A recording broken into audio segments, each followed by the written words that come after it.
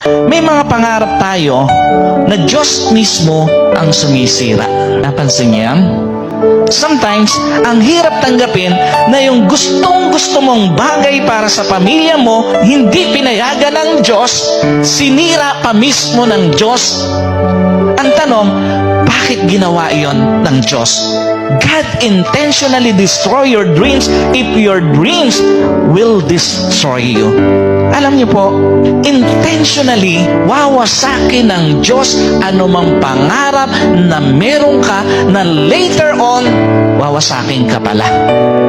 Maaaring hindi mo nakikita at ang nakikita mo, ang ganda ng pangarap mo, pero ang Diyos, ahead of time, nakikita na niya na yung pangarap na nasa sa puso mo pala, pwedeng sumira sa'yo.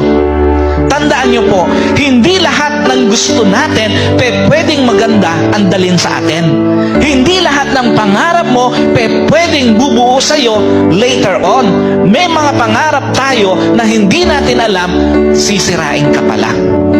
Tandaan niyo po, God destroyed some of your dreams just to simply protect you.